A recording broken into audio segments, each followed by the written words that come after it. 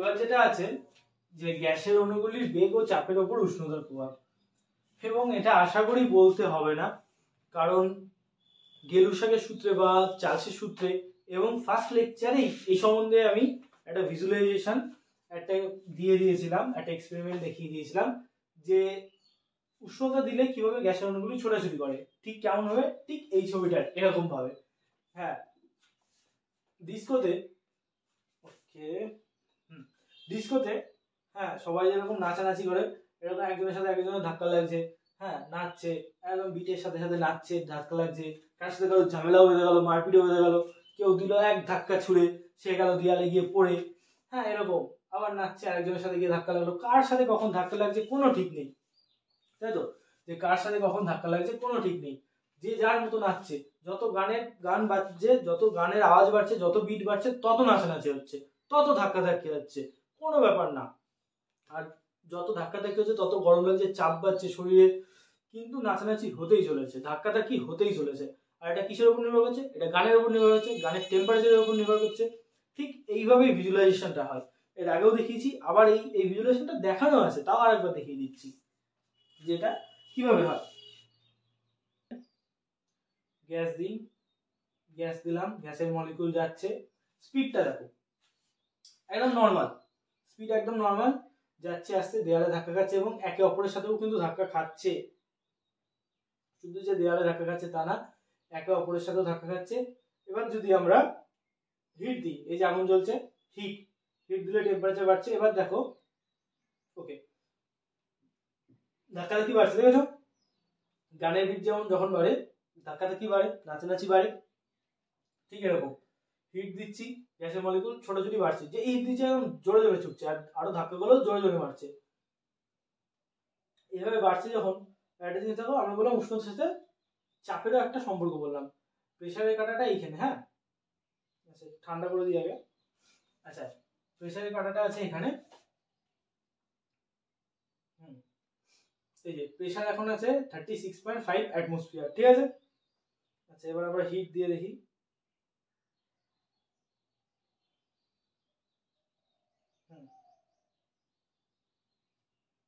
ওকে, hit দিচ্ছি, ছোটাছুটি বাড়ছে, ভালো ছোটাছুটি বেড়ে গেছে। এখন আমরা দেখি, এখন আছে 69.4 অ্যাটমসফিয়ার, মানে প্রেসারটা কি হলো, বাড়লো। কেন বাড়লো? এই যে ছোটাছুটি বেড়েছে, ধাক্কা ধাক্কি বেড়েছে, দেয়ালের সাথে ধাক্কা বেড়েছে। আর একদম ফার্স্ট লেকচারে আমি বলে দিয়েছি যে দেওয়ালের সাথে ধাক্কা ধাক্কি বাড়লে পারেই চাপ কিন্তু বাড়বে, এখানে ঠিক সেটাই হলো। আগে ছিল 30 কত জানো, এখন 69.4, প্রায় ডবল হয়ে গেছে।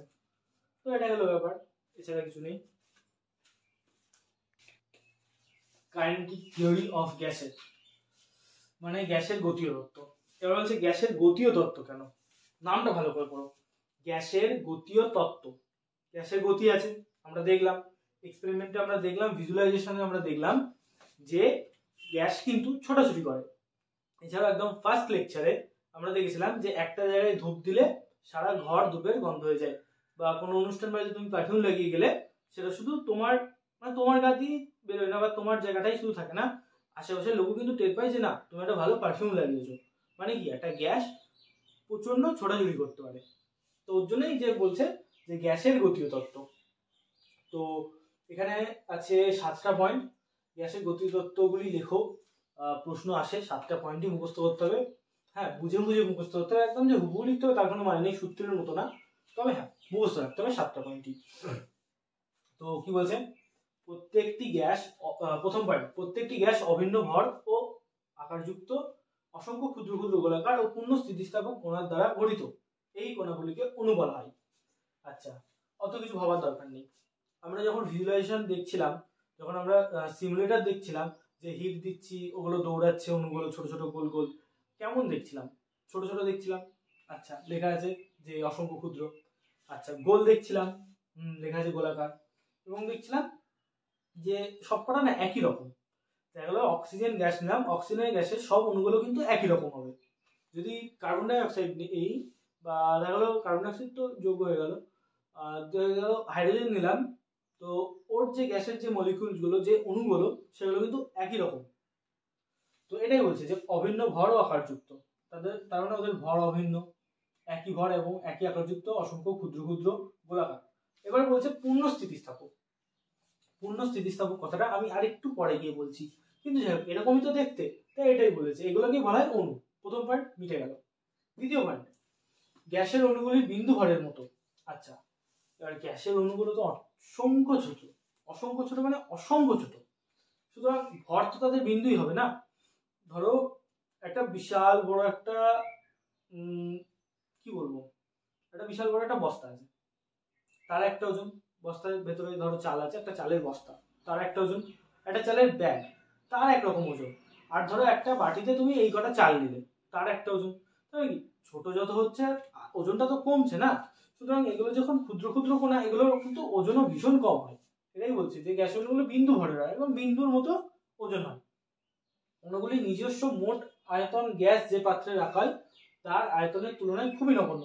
খুব ইম্পর্টেন্ট পয়েন্ট, যে বলছে মোট যে আয়তন। আচ্ছা, গ্যাসের যখন আমরা আয়তন পড়াচ্ছিলাম একদম ফার্স্ট লেকচার, এটা ফার্স্ট লেকচারের সাথে অনেক সম্পর্কিত আছে। যদি ফার্স্ট লেকচারটা দেখে থাকো তাহলে তোমাদের বুঝতে কিন্তু সুবিধা হবে। যে আমরা যখন ফার্স্ট লেকচারে পড়েছিলাম যে যে গ্যাসের আয়তন জিনিসটা কিরকম।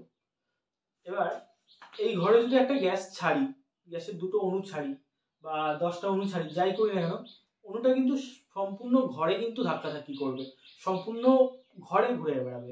সুতরাং আমরা বলতে পারি যে ওই যে গ্যাসটার আয়তন হচ্ছে এই ঘরের আয়তনের সমান। বলতে পারি তো, মানে এই ঘরটা কিন্তু অনেকটা বড়, 12 বাই 14 ফুটের ঘর, 10 ফুট হাইট। এই যে ঘরটা, এই ঘরের আয়তন ওই গ্যাসটার আয়তন। এবার ওই যে গ্যাসের যে কটা অণু আছে বা যে পরিমাণ গ্যাসটা আমরা নিয়েছিলাম, ওই গ্যাসটাই আমরা কালেক্ট করলাম, কালেক্ট করে একটা এইটুকুনি ছোট একটা এইটুকুনি সিলিন্ডারে ভরে দিলাম। ঠিক আছে, তাহলে এখন গ্যাসটা কোথায় ধাক্কাধাক্কি করবে বা কোথায় চলাফেরা করবে? এখন তো বেশি জায়গা পাচ্ছে না, এখন এইটুকুনি একটা সিলিন্ডারের মধ্যে সীমিত। তাহলে পারে তখন গ্যাসের আয়তনটা কিন্তু ওই সিলিন্ডারটার সমান হয়ে যাবে, সিলিন্ডারটা যে আয়তন সেই আয়তনের হয়ে যাবে।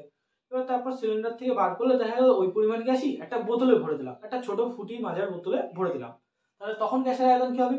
ওই ফুটির বোতলের সমান, বোতলটার যে আয়তন সেই আয়তনের সমান। তার মানে কি গ্যাসের আয়তন ওই যে পাত্রে রাখা হচ্ছে, যে বাসনে রাখা হচ্ছে তার আয়তনের সমান। কিন্তু এখানে বলছে যে অণুগুলির নিজস্ব মোট আয়তন যে পাত্রে রাখা হয় তার থেকে তুলনায় খুবই নগণ্য, অর্থাৎ খুবই কম। বুঝতে পারলে না?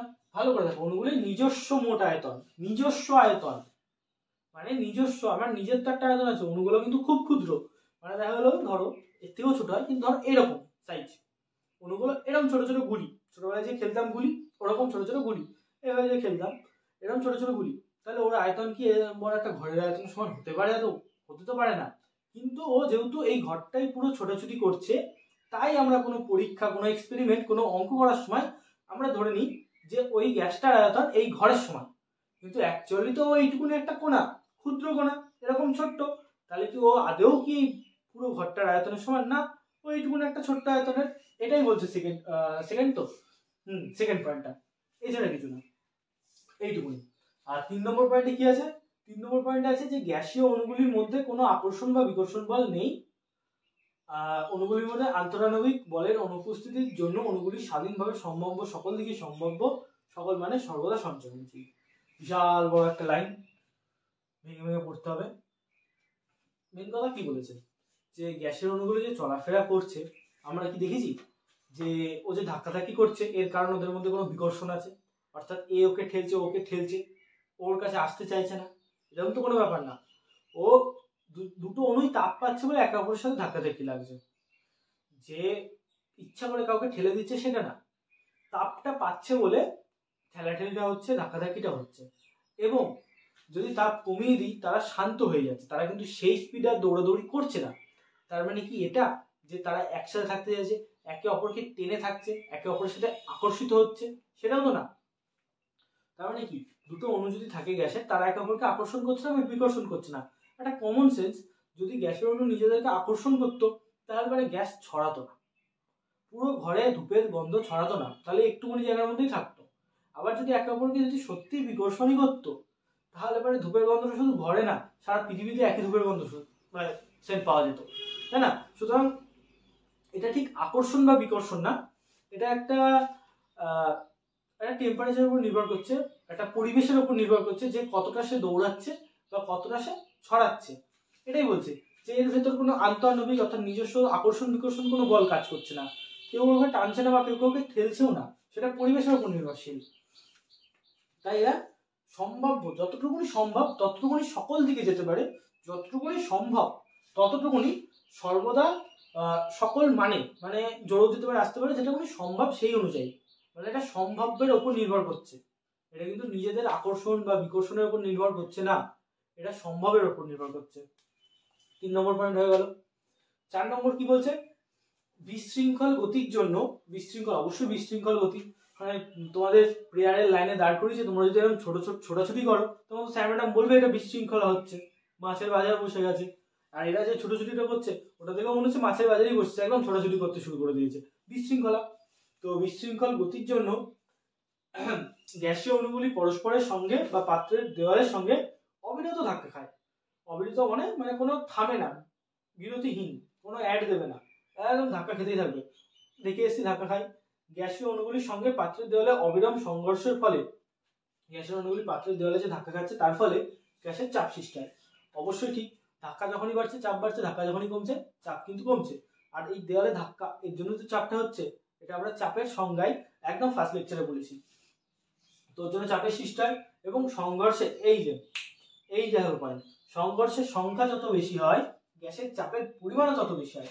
এক্ষুনি আমরা দেখলাম যে টেম্পারেচার দিলে সংঘর্ষের সংখ্যা বাড়ছে, আর সংঘর্ষের সংখ্যা যত বাড়ছে চাপ তত বেশি হচ্ছে। সুতরাং সংঘর্ষের সংখ্যা যত বেশি হয় পাত্রের দেওয়ালের সাথে দেওয়ালের উপর চাপ তত বাড়ে। আচ্ছা, 5 নম্বর পয়েন্ট, অনেক 4টে পয়েন্ট হয়ে গেছে, 5 নম্বর পয়েন্টে আসি। বলছে গ্যাসীয় অণুগুলির পারস্পরিক সংঘর্ষের সময় বা পাত্রের দেওয়ালের সঙ্গে সংঘর্ষের সময় তাদের গতির দিক পরিবর্তিত হয়, কিন্তু তার ফলে অণুগুলির মোট গতিশক্তির পরিমাণের কোনো পরিবর্তন হয় না। অর্থাৎ এই সংঘর্ষ পূর্ণ স্থিতিস্থাপক। আগে একবার পড়েছিলাম, আমি বললাম স্থিতিস্থাপকটা পরে বলবো, এবার বলবো। প্রথমে আমরা দেখি, প্রথম যে ব্যাপারটা দেখি যে তাদের গতির দিক পরিবর্তন হয় যখন ধাক্কাধাক্কিটা হচ্ছে, যখন টেম্পারেচার বাড়ালাম ধাক্কাধাক্কি হচ্ছে, ধাক্কাধাক্কির ফলে কি কে কোন দিকে ছুটছে, হ্যাঁ, যে কে কোন দিকে ছুটছে তার কোনো ঠিক নেই, যে ধাক্কাধাক্কি করছে কে কোন দিকে ছুটছে, কে কোন দিকে কতটা জোরে দৌড়াচ্ছে তার কোনো ঠিক নেই। এটাই বলছে যে তাদের গতির দিক পরিবর্তিত হয়, অবশ্যই দিক পরিবর্তিত হয়, কিন্তু আচ্ছা, কিন্তু তার ফলে যে মোট গতিশক্তিটা তোমরা ক্লাস 9-এ নিউটনের সূত্র যেখানে পড়েছিলে না, ওইখানে কিন্তু গতিশক্তি পড়েছো, ওখানে কিন্তু গতিশক্তি পড়েছো, একটু মনে করে দেখো। গতিশক্তিটা বলতে পারো যে নিজের ওজন এবং যে স্পিডে তুমি দৌড়াচ্ছ তার যে স্পিডটা তার উপর নির্ভর করছে। তো যেটাই বলো না কেন, যদি গতিশক্তি কোনো গ্যাসের বার করো তাহলে প্রত্যেকটা অণু যে গতিশক্তিতে দৌড়াচ্ছে বা যে গতিশক্তিটা কাজে লাগাচ্ছে তাদের মোট একটা গড় করে গ্যাসের গতিশক্তি বার করা হয়। এবার বলছে যে এক একটা অণু তো এক এক রকম স্পিডে দৌড়াচ্ছে। ধরো একটা ক্লাসে 50 জন বাচ্চা আছে, 50 জন বাচ্চা মাঠের মধ্যে দৌড়াচ্ছে, টিফিন বেলায় খেলা করছে, এ এদিকে ও এদিকে সে সেদিকে এরকম দৌড়াচ্ছে। কারণ কি সবার কি দৌড়ানোর স্পিড সমান হতে পারে না, কেউ মোটা কেউ রোগা, তো তারা এক এক রকম ভাবে দৌড়াচ্ছে, কেউ জোরে দৌড়াচ্ছে, কেউ আস্তে দৌড়াচ্ছে, কেউ হাঁপাতে হাঁপাতে দৌড়াচ্ছে, হ্যাঁ, কেউ হাঁটছে, এরকম।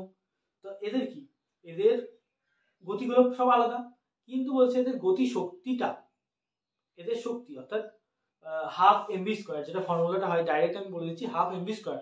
এদের যে মোট গতিশক্তি যা 50 জনের যে অ্যাভারেজ যে গড় গতিশক্তিটা সেটা সর্বদা সমান হবে, সেটা পাল্টাবে না। দেখা গেল নিলয় সুজয় দুটো ছেলে, নিলয় জোরে দৌড়াচ্ছে, সুজয় আস্তে দৌড়াচ্ছে, 5 মিনিট পর দেখা গেল সুজয় জোরে দৌড়াচ্ছে, নিলয় আস্তে দৌড়াচ্ছে, এটা হতে পারে। কিন্তু 5 মিনিট আগে আর পরে তাদের যে অ্যাভারেজ যে গড় যে গতিশক্তিটা ছিল সেটা পরিবর্তন হবে না। যে নিলয় আগে যতটা স্পিডে দৌড়াচ্ছিল এখন নিলয় আস্তে দৌড়ালে সুজয় ততটা স্পিডে দৌড়াবে। মানে নিজেদের মধ্যে যে গতিশক্তিটা, যে আন্ডারস্ট্যান্ডিংটা, যে অ্যাভারেজ যে ব্যাপারটা সেটাকে সর্বদা স্থির রেখে দেবে। গতি ভিন্ন হতে পারে কিন্তু গতিশক্তি পাল্টাবে না, এটাই হচ্ছে বলছে। আর স্থিতিস্থাপক মানে কি? স্থিতিস্থাপক মানে ছোটবেলায় আমরা খেলেছি সেই পিং পং বল টাইপের বা যে কোনো বল যদি দেওয়ালে মারো, সেই দেওয়ালে মেরে মেরে ধরতাম। ঠিক আছে, আমরা খেলেছি, তোমরা হয়তো খেলেছ, যে কোনো বল আছে, বলটা ছুড়লে দেওয়ালে, আবার ক্যাচ ধরলাম, বলটা আবার ছুড়লাম, আবার ক্যাচ ধরলাম, এরকম। এবার এই যে বলটা ছুড়লাম, বলটা আবার আমার কাছে আসছে। আচ্ছা, তারপর ধরো গার্ডার, ধরো রাবার ব্যান্ড এখানে আছে, ওকে, এই যে একটা রাবার ব্যান্ড আছে, রাবার ব্যান্ডটা এই যে আমরা এরকম ধরলাম, ধরে ছেড়ে দিলাম, একই জায়গায় একই রকম হয়ে গেল। যত এরকম টানি, টেনে যতই ছেড়ে দিই, এ কিন্তু একই রকম হচ্ছে, এ কিন্তু বড় হচ্ছে না। ঠিক আছে, বড় হয়ে যায় যদিও বা বারবার টানলে পরে বড় হয়ে যায়, কারণ স্থিতিস্থাপক ব্যাপারটাও কিন্তু অ্যাকচুয়ালি আইডিয়াল না, অর্থাৎ স্থিতিস্থাপক বলেও দুনিয়াতে কিচ্ছু নেই। কেউ কম স্থিতিস্থাপক, কেউ বেশি স্থিতিস্থাপক, কিন্তু পূর্ণ স্থিতিস্থাপক বলে কিছু হয় না, সেটা বড় ক্লাসে উঠলে বুঝে যাবা।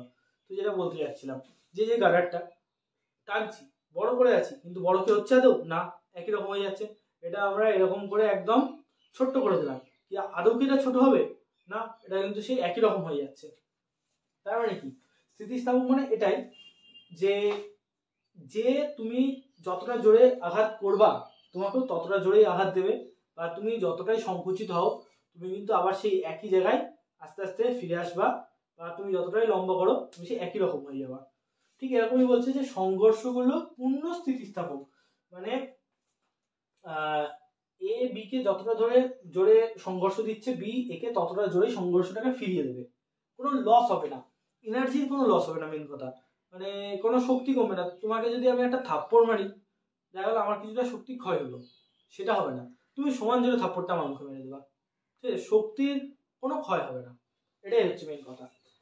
তো স্থিতিস্থাপক ব্যাপারটা ক্লাস 9-এ কিছুটা পড়েছো, ক্লাস 11-এ উঠলে আরো বেশি ভালো করে বুঝতে পারবা। যাই হোক, পয়েন্ট নাম্বার 5 কভার।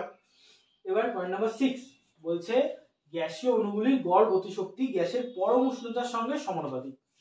আশা করি এটা বুঝতে হবে না, বলতে হবে না, কারণ গতিশক্তি মানে কি, হাফ এমভি স্কোয়ার। তার মানে গতিশক্তি কিসের উপর নির্ভর করছে? যে ছেলেটা দৌড়াচ্ছে তার ওজনের উপর, সে কতটা মোটা না রোগা তার উপর, আর কতটা জোরে দৌড়াচ্ছে, ভি মানে এখানে ভি মানে হচ্ছে স্পিড, সে কতটা স্পিডে দৌড়াচ্ছে তার উপর। তাহলে গতিশক্তি, এবার স্পিডটা মনে করে দেখো, টেম্পারেচার বাড়ালে গ্যাসের অণু কিন্তু স্পিড বাড়ছিল, টেম্পারেচার যখন আমরা বাড়ালাম, এক্সপেরিমেন্ট করলাম, টেম্পারেচারটা যেই বাড়ালাম, গ্যাসের অণুগুলি জোরে জোরে জোরে জোরে ছোটাছুটি করছিল। তার মানে কি, এই টেম্পারেচার বাড়ালে স্পিড বাড়বে, আর স্পিড কিসের উপর নির্ভরশীল? গতিশক্তি কিসের উপর নির্ভরশীল? স্পিডের উপর। তার মানে টেম্পারেচার বাড়ালে স্পিড বাড়ছে, ছোটাছুটি বাড়ছে, আর ছোটাছুটি বাড়লে গতিশক্তি বাড়বে, কারণ গতিশক্তি সমান সমান হাফ এমভি স্কোয়ার। সেটাই বলছে 6 নম্বর পয়েন্ট, একদম ছোট্ট এবং সহজ পয়েন্ট, সব থেকে মানে সহজ পয়েন্ট এই 6 নম্বর পয়েন্ট, যে পরম উষ্ণতার সঙ্গে সমানুপাতিক, অর্থাৎ উষ্ণতা বাড়ালে গতি বাড়বে, আর গতি বাড়লে গতিশক্তি বাড়বে। আর লাস্ট পয়েন্ট 7 নম্বর পয়েন্ট, যে গ্যাসীয় পদার্থ যে চাপ প্রয়োগ করে তার মান অভিকর্ষীয় বলের উপর নির্ভর করে না। এই যে অভিকর্ষীয় বল, এটাও ক্লাস 9-এ ছিল, যে অভিকর্ষীয় বল মানে পৃথিবী মাতা আমাদের উপর যে বলটা প্রয়োগ করছে, ঠিক আছে, সেটা হচ্ছে অভিকর্ষীয় বল। মানে কোনো একটা জিনিস এরকম উপর থেকে ছেড়ে দিলে সেটা যে নিচে এসে পড়লো, কেউ কি ধরে টানলো, আই বাবা তুই নিচে নেবে আই, তুমি দেখছো টানলো না, কিন্তু টানলো, সেটা হচ্ছে অভিকর্ষজ টান। পৃথিবী আমাদের মাতা, আমাদের মা, সে কিন্তু সবকিছু তার নিজের কোলের মধ্যে আগলে রাখে, সে কিন্তু সবাইকে, মায়ের একটা টান আছে না, তাই না, সে সবকিছু নিজের দিকে টেনে রাখে। তাই পৃথিবী কিন্তু, মাটি কিন্তু আমাদের মা, সে সর্বদা সবকিছুকে নিজের কাছে টেনে রাখে, তাই উপর থেকে কোনো জিনিস এরকম ছেড়ে দিলে সেটা কিন্তু মাটিতে গিয়ে পড়বে, সেটা নিচে এসে পড়বে। তো এটাকে হচ্ছে অভিকর্ষজ টান। এবার বলছে যে গ্যাসীয় পদার্থে কোনো চাপ প্রয়োগ করে যে চাপটা, সেটা অভিকর্ষজ বলের উপর নির্ভর করে না। একদমই ঠিক তাই। এবার কি বলতো, গ্যাসীয় মলিকুলগুলো না প্রচন্ড হালকা হয়, অতি ক্ষুদ্র এবং নগণ্য ভরের হয়, এই যে বিন্দু ভরের হয় পড়েছিলাম। তো এগুলো ছোটাছুটি করে, প্রথমে একদম ধূপের সেই উদাহরণটা, তো এই যে ছোটাছুটি করে, এই যে দেয়ালে ধাক্কা খাচ্ছে, এটা উষ্ণতার উপর নির্ভরশীল হতে পারে। উষ্ণতা বাড়ালে বেগ বাড়বে, বেগ বাড়লে গতিশক্তি, গতি বাড়বে, গতি বাড়লে গতিশক্তি বাড়বে, 6 নম্বর পয়েন্ট। তো এটা হতে পারে, কিন্তু অভিকর্ষজ বলের উপর কোনোভাবেই এটা ইন্টারলিঙ্ক না, এটা সম্পর্কিত না, একদমই সম্পর্কিত না, এটাই বলছে 7 নম্বর পয়েন্টে। তো এই হলো 7টা পয়েন্ট, 7টা পয়েন্টে আমি ভেঙে ভেঙে বুঝিয়ে দিয়েছি কাইনেটিক থিওরি অফ গ্যাসের গতীয় তত্ত্ব। এইভাবে কোথাও পড়ায় না, এইভাবে ভেঙে ভেঙে 7টা পয়েন্ট এইভাবে কেউ বোঝায় না, এটা তোমাদের জন্য ছিল। আচ্ছা, এবার আমরা যখন আদর্শ গ্যাস পড়েছি, আদর্শ গ্যাস পড়াশোনা বলেছি, আদর্শ বলে কেউ হয় না বাবা।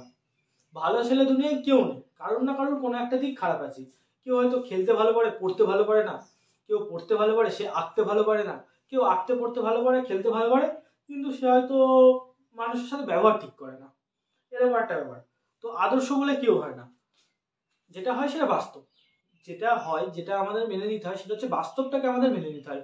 যে আমি এরকম একটা খুব ভালো চাকরি করব, খুব বড় লোক হবো, টাকা পয়সা থাকবে, এটা একটা আদর্শ ব্যাপার তোমার মনে থাকতে পারে, কিন্তু শেষ পর্যন্ত বাস্তব যেটা, হলে ভালো না হলেও ভালো, এরকম একটা বিষয়। যে বাস্তব যেটা, সেটাকে কিন্তু নিজেকে মেনে নিতে হবে। তো এটাই হচ্ছে বাস্তব গ্যাস, যে একদম রিয়েল। আমরা যে যে গ্যাসটা পৃথিবীতে আছে, অস্তিত্ব আছে যার, যেটা আমাদের চারপাশে আছে, সেটাই হচ্ছে বাস্তব গ্যাস। আর আদর্শ গ্যাস মানে আমরা এটা ভাবি যে এটা হলে ভালো হতো, বা এই সূত্রগুলো যদি মেনে চলতো, চার্লসের সূত্র, বয়সের সূত্র, তাহলে সেটা আদর্শ গ্যাস হতো। এটা হচ্ছে যে আমরা আদর্শ গ্যাসের সমীকরণ প্রতিষ্ঠা যেখানে, সেখানে লেকচারে বলে দিয়েছি যে আদর্শ গ্যাস জিনিসটা আসলে কি। তো হেডিংটা কি বলেছে দেখো, বাস্তব গ্যাসের আদর্শ আচরণ থেকে বিচ্যুতি। মানে আদর্শ আচরণ মানে কি, সে ভালো ব্যবহার করবে, বা সব কথা মেনে চলবে, বা সব সূত্র মেনে চলবে। মানে চার্লসের সূত্র মেনে চলবে, বয়েলের সূত্র মেনে চলবে, অ্যাভোগাড্রোর প্রকল্প মেনে চলবে, সমস্ত কিছু মেনে চলবে যে গ্যাস, সেটা হচ্ছে আদর্শ গ্যাস। বা সেই আচরণটা হচ্ছে আদর্শ আচরণ। কিন্তু বাস্তব গ্যাস আদর্শ আচরণ করে না। তাহলে বাস্তব গ্যাস যে আদর্শ আচরণ করে না, এটা কেন করে না এবং তাহলে কেমন আচরণ করে, সেটা আমরা পড়বো। বলছে প্রথম পয়েন্টটা বলছে, গ্যাসের অণু খুব ছোট হলেও তাদের আয়তন আছে। স্বাভাবিক কথা, হ্যাঁ আয়তন তো আছে। কিন্তু একবার মনে করো, আমরা গ্যাসের গতীয় তত্ত্বে কি পড়েছিলাম? গ্যাসের গতীয় তত্ত্বে যতদূর সম্ভব আমার মনে পড়ছে, সেকেন্ড পয়েন্ট মনে হয়, দেখি একবার।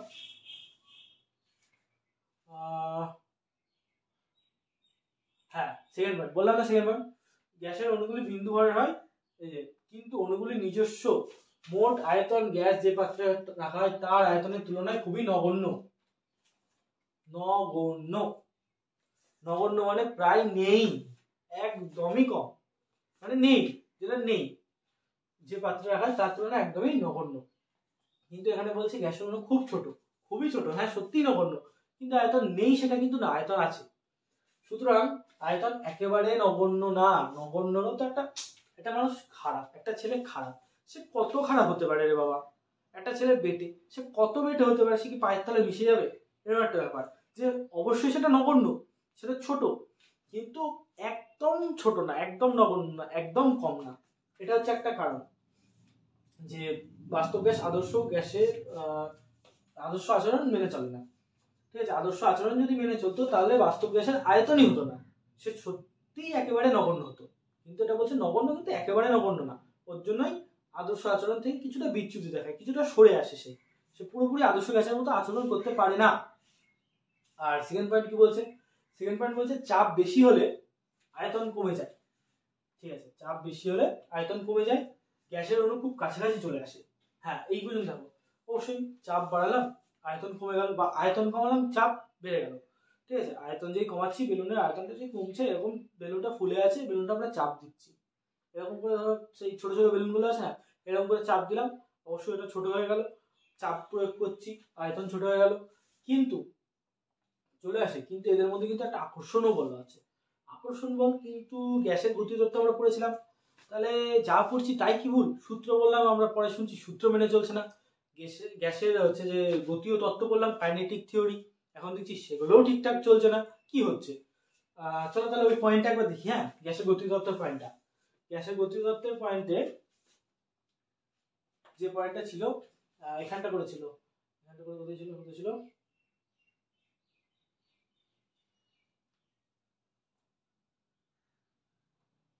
এই যে 3 নম্বর পয়েন্ট।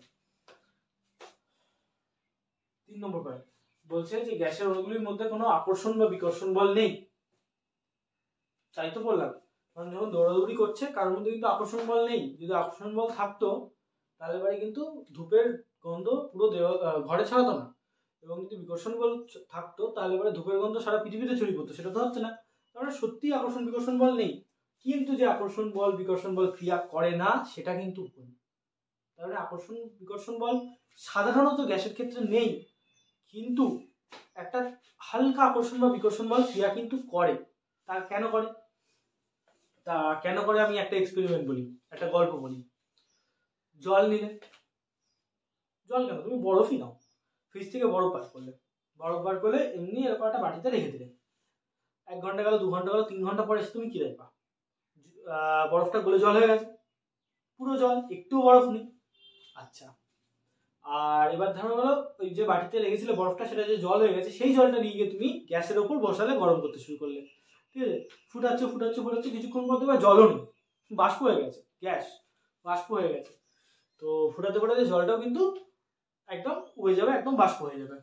এবার তোমরা জানো কিনা আমি জানি না, কিন্তু তোমাদের আমি দেখিয়ে দিচ্ছি যে কোনো পদার্থ যখন কঠিন থাকে তখন তাদের যে অণুগুলো সেগুলো কেমন থাকে, এবং কোনো পদার্থ যখন তরল হয় তখন কিরকম থাকে, এবং কোনো পদার্থ যখন গ্যাসীয় হয় তখন কিরকম থাকে। তারপরে আমি বলছি আকর্ষণ বল বিকর্ষণ বল কোন জায়গাটা ঠিক ক্রিয়া করে। এটা হলো ওয়াটারের সলিড ফর্ম, অর্থাৎ জলের সলিড ফর্ম। জলের সলিড ফর্ম কি? বরফ। এখানে কিন্তু বরফ আছে, বরফ তো এরকম হয় না, বরফ তো চৌকো, একদম চৌকো হয় মানে কি, তাদের অণুগুলো এক জায়গায় আছে, এক জায়গায় থাকে যখন তখন এরকম। এবার এটাকে যদি আমরা হিট দিই তাহলে কি হবে? জল হবে, তাই তো? হিট দিলাম, হিট দিলে এই কিন্তু আস্তে আস্তে গলে যাবে, ঠিক আছে? এই যে গলে গেল, আচ্ছা, এই যে হিট দেওয়ার পরে কিন্তু যে সলিডটা ছিল সেটা কিন্তু গলে গেল, গলে জল হয়ে গেল। জল যখন হয়ে গেল তখন দেখো আগে একটা স্ট্রাকচার ছিল, ঠিক আছে? আগে যখন সলিড ছিল তখন দেখো একটা স্ট্রাকচার, এটা কেমন স্ট্রাকচার সেটা ক্লাস 11 এ আছে, সলিড সলিড স্টেট, ওকে, সলিড স্টেটে। তো একটা স্ট্রাকচার আছে, একটা বেশ একটা কিছু একটা আঁকা আছে, বোঝা যাচ্ছে একটা কিছু কলকা আছে, কিন্তু যদি আমরা হিট করলাম এটা গলে জল হয়ে যাবে। আর যেই জল হয়ে যাবে, এই যে একটা স্ট্রাকচার ছিল সেই স্ট্রাকচারটা কিন্তু ভেঙে গেল, ভেঙে পুরো মিশে গেল। মিশে এখন পাত্রের কোথায় আছে? এখন নিচে আছে, এটা হলো জল। এইবার আমরা জলকে আরো তাপ দেবো। আচ্ছা, জলকে আরো হিট করলাম, হিট করলে এইবার দেখো এইগুলো আস্তে আস্তে উপর দিকে উঠছে পাত্রের, ঠিক আছে? এরা কিন্তু আস্তে আস্তে আরো বেশি দৌড়াদৌড়ি করছে, আস্তে আস্তে এই যে একটা উঠে গেল, এই যে দুটো তিনটে এই যে উঠছে, আস্তে আস্তে কিন্তু এরা কিন্তু আস্তে আস্তে পুরো উঠে যাচ্ছে উপরে। মানে এবার কি হলো? এবার সেই জলটা জলও নেই, সেটা স্টিম হয়ে যাচ্ছে, সেটা কিন্তু উবে যাচ্ছে, সেটা ধোয়া, এই গ্যাস হয়ে যাচ্ছে। তাহলে একটা জল মানে ওটা কিন্তু জলই, অ্যাকচুয়ালি ওটা জল, সেটা বরফ হচ্ছে, সেটা সলিড ফর্মে থাকছে যখন তখন এইভাবে থাকছে, যখন তরল হয়ে যাচ্ছে তখন একদম তলায় এরকম হয়ে থাকছে, আবার যখন সেটা আরো হিট দিচ্ছি তখন যেটা ছোটাছুটি করে ভেঙে বেরিয়ে যাচ্ছে তখন সেটা গ্যাস আকারে বেরোচ্ছে, তখন সেই অণুগুলো কিন্তু এরকম ভাবে ছোটাছুটি করছে। তাহলে তোমার মাথায় একটা প্রশ্ন আসতে পারে যে যখন এটা এই যে এরকম সলিড ছিল, এটা এরকম সলিড কেন ছিল? এটা যদি ভাঙতেই পারে এইগুলো, যদি ছড়াতেই পারে, তখন ছড়ালো না কেন? এটা কারণ আছে। কেন ছড়ালো না? কারণ তখন কাজ করছিল আকর্ষণ বল। হ্যাঁ, তাহলে এবারে পরে ভাঙলো কেন? কারণ এই যে যখন আমরা হিটটা দিচ্ছি না, তখন এদের মধ্যে যে বন্ধনটা আছে, যে এদের মধ্যে যে দড়িটা দিয়ে বাঁধা আছে, নিজেদেরকে যেভাবে বেঁধে রেখেছে সেটা ভেঙে ফেলছে, ভেঙে যাচ্ছে। এই যে ভেঙে গেল, যে তখন তৈরি হলো এদের মধ্যে বিকর্ষণ বল। এবং যখন আরো হিট দিলাম, গরম করেই যাচ্ছি, তখন এই যে গ্যাস হয়ে এই যে উপর দিকে উঠে যাচ্ছে, যে ছড়িয়ে যাচ্ছে, কেন ছড়াচ্ছে? তখন কাজ করছে বিকর্ষণ বল।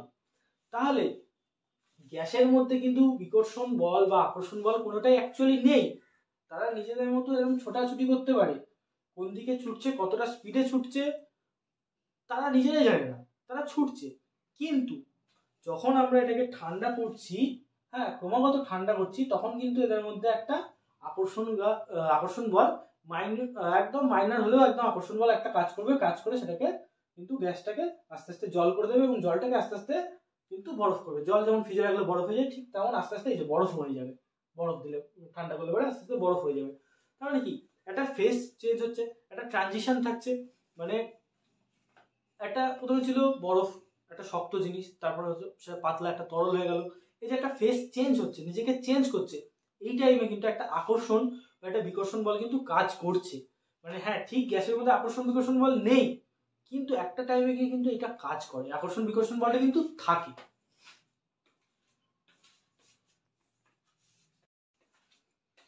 তো নিচে আমি এই পয়েন্টটাই বলেছিলাম যে এরা খুব কাছাকাছি চলে আসলে এদের মধ্যে আকর্ষণ বল ক্রিয়া করে, ফলে পাত্রের দেয়ালে যে পরিমাণ ধাক্কা দেওয়ার কথা তা পারে না, অতএব চাপ বাস্তবে কম বা কমে যায়। এই যে আমরা বললাম আইসে এরকম একটা স্ট্রাকচার থাকে, ওয়াটারে সেটা আরো ছড়িয়ে যায় কিন্তু নিচে থাকে, আর গ্যাসে তারা নিজেরা ছুটাছুটি করে। তাই আকর্ষণ বিকর্ষণ অ্যাকচুয়ালি থাকে না, কিন্তু যখন এই ফেজটা চেঞ্জ হয় না তখন ওটা জন্মে যায় অটোমেটিকলি। আর এইটাই হলো ব্যাপার, যে এই দুটো কারণ, মেন এই দুটো কারণ, যে কাইনেটিক থিওরিতে বলছে যে এদের কোনো আকর্ষণ বিকর্ষণ বল নেই, এদের আয়তন নেই, কিন্তু অ্যাকচুয়ালিও এদের ছোট্ট হলেও আয়তন আছে এবং এদের আকর্ষণ বিকর্ষণ বল একটা টাইমে গিয়ে কাজ করে। তার জন্যই যে সূত্রগুলো এদের মেনে চলা উচিত সেই সূত্রগুলো এরা মানতে পারে না। যতটা ভালো এরা, যতটা লয়াল যতটা হওয়া উচিত ছিল ততটা লয়াল এরা হতে পারে না। এদেরও হাত বাঁধা কি করা যাবে, মেনে নিলাম, কোনো ব্যাপার না, সবার নিজস্ব নিজস্ব ব্যাপার থাকে, কি আর করা যাবে। আচ্ছা, এখানে একটা পয়েন্ট আছে, কি বলছে, চাপ বাড়িয়ে বা উষ্ণতা কমিয়ে কোনো গ্যাসকে তরলে পরিণত করলে তাদের আয়তন আছে, অর্থাৎ গ্যাসের আয়তন আছে, একটা প্রমাণ। চাপ বাড়ালাম, উষ্ণতা কমালাম, উষ্ণতা কমালাম মানে ঠান্ডা করলাম, করে কোনো গ্যাসকে আমরা লিকুইডে করলাম। এবার গ্যাস হলে কি আমরা দেখতে পাচ্ছি না, এখানে অনেক গ্যাস আছে আমার ঘরে কিন্তু আমি দেখতে পাচ্ছি না, তোমার ঘরে অনেক গ্যাস আছে তুমি দেখতে পাচ্ছ না। এবার যদি খুব ঠান্ডা করা হয় ঘরটাকে, তাহলে পরে হয়তো সেই গ্যাসটা তরলে পরিণত হবে, খুব মানে খুবই খুবই ঠান্ডা করতে হয়, পারবে না তুমি, কিন্তু ঠান্ডা করলে সেটা তরলে পরিণত হবে। তখন কিন্তু বোঝা যাবে যে হ্যাঁ এর আয়তন আছে বলেই এ এক্সিস্ট করছে। আরে বাবা, আয়তন যদি নাই থাকতো তাহলে কেউ এক্সিস্ট করতো? হ্যাঁ, তাহলে তো সে ভূত। তোমার আয়তন তো একটা, তোমার শরীর আছে, শারীরিক গঠন আছে, তোমার অস্তিত্ব আছে, একটা সোফা, একটা খাট, একটা যে কোনো জিনিস, আয়তন তো আছে, সে তো নিজস্ব কিছুটা জায়গা দখল করে। সে যত একটা আলমারির মতো বড় জায়গা না দখল করলেও একটা পেনের মুঠির মতো ছোট জায়গা তো দখল করতে পারে, একটা জায়গা তো দখল করবে না।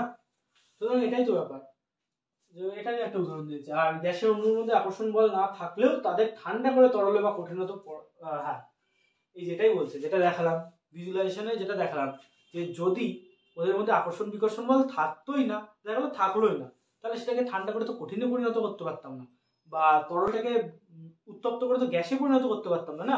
সুতরাং আকর্ষণ বিকর্ষণ বল মাইনিউট হলেও কিন্তু আছে, এটাই আমরা দেখালাম কিন্তু ভিজুয়ালাইজেশনে। আর এখানে একটা দেখো, আমি লাল কালি দিয়ে লিখেছি যে এইচটিএলপি। হ্যাঁ, এইচটিএলপি একটা শর্ট ফর্মটা বুঝতে পারবা। H for T for temperature, L for low, P for pressure, high temperature low pressure। এটা একটা কন্ডিশন। এই কন্ডিশনে কিন্তু বাস্তব গ্যাসও আদর্শ গ্যাসের মতো আচরণ করে, আদর্শ সূত্র মেনে চলে, একদম ঠিক তাই। তখন একদম এদের আয়তন প্রায় শূন্য হয়ে যায়, এরা আকর্ষণ বিকর্ষণ বল কাজ করায় না, এরা চার্লসের সূত্র মেনে চলে, এরা বয়েলের সূত্র মেনে চলে। এই যে এইচটিএলপি, এই সময় এবার সেটা এইচটিএলপি যদি ভালো করে ভাবো যে হাই টেম্পারেচার লো প্রেশার, সূত্র মনে করো তুমি, হচ্ছে যে গেলুসাকের সূত্র মনে করো, টেম্পারেচার বাড়লে চাপ বাড়বে, তার মানে হাই যদি টেম্পারেচার হয় তাহলে প্রেশার হাই হওয়া উচিত। কিন্তু এখানে দেখো লেখা আছে এইচটিএলপি, হাই টেম্পারেচার লো প্রেশার, সম্ভবই না ভাই, হাই টেম্পারেচার করে লো প্রেশার করা তোমার পক্ষে সম্ভবই না, তাই না?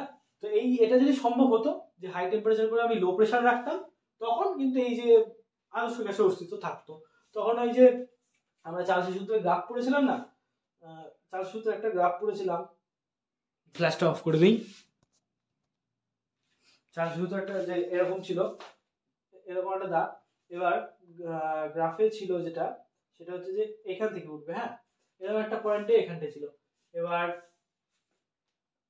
এটা হয়তো টেম্পারেচার ছিল, যত সময় এটা টেম্পারেচার ছিল, এটা ভলিউম ছিল।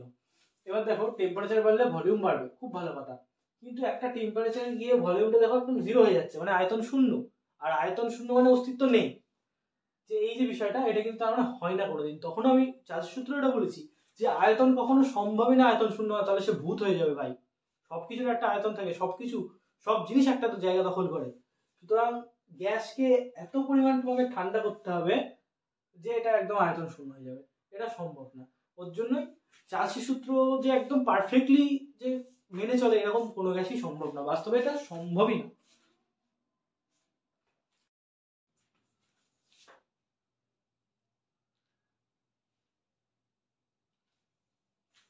তো পিভি এই গ্রাফটা করেছিলাম বয়সের সূত্রে, কিন্তু অ্যাকচুয়ালি এই যে গ্রাফটা, এই যে সমান দাগ, এটা অ্যাকচুয়ালি বয়লের সূত্রে এটা গ্রাফ হয়, কিন্তু বাস্তবে এটা সম্ভব না। বাস্তবে যে গ্যাসগুলো আছে, helium, hydrogen, carbon monoxide, carbon dioxide, যে গ্যাসই হোক, সে কিন্তু এরকম বিহেভিয়ার শো করে না।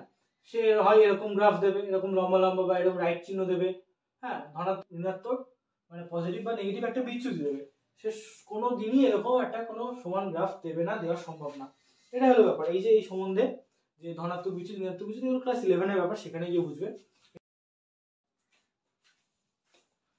তো এই পর্যন্তই ছিল গ্যাসের আচরণে, এর থেকে আর কিছু নেই, ব্যাস কমপ্লিট, পিপিটি শেষ। তো আমাদের কন্টেন্টে, আমাদের চ্যানেলে প্রথম যে লেকচার, প্রথম যে চ্যাপ্টার, সেটা পুরোপুরি শেষ হয়ে গেছে, A to Z, যেটা হয়তো অন্য চ্যানেলে এতটাও হয়তো বলে না, বা কিছু কিছু বইয়েও হয়তো এতটা নেই। সম্পূর্ণ জিনিসটা কভার করেছি, কারণ সম্পূর্ণ জিনিস যদি তুমি না জানো না, পরীক্ষায় ভালোভাবে লিখতে পারবে না। এবং পরীক্ষায় তুমি কতটা শিখেছো তার থেকেও বেশি ম্যাটার করে যে তুমি কতটা পরীক্ষায় দিয়ে এসছো, কতটা লিখে এসছো। তো সায়েন্স বুঝতে হবে ঠিকই, কিন্তু আসলে মুখস্থও করতে হবে, পড়তে হবে। আশা করি মুখস্থও কীভাবে করতে হবে তার জন্য অনেক ছোট ছোট ছোট ছোট ছবি দিয়ে দিয়েছি, মজার ভিজুয়ালাইজেশন দিয়েছি, কিছু ভিডিও করেছি, বাস্তব কিছু রিয়েলিস্টিক কিছু এক্সাম্পলের সাথে বুঝিয়েছি। তো যদি কোনো কিছু অসুবিধা হয়, প্রবলেম হয়, কোয়েশ্চেন থাকে, বা অন্য কিছু যদি কোনো কিছু আরও ভালো করলে ভালো হতো, তো রিকমেন্ডেশন কোনো কিছু থাকলে পারে, সেগুলো সব কমেন্টে লিখে দিও।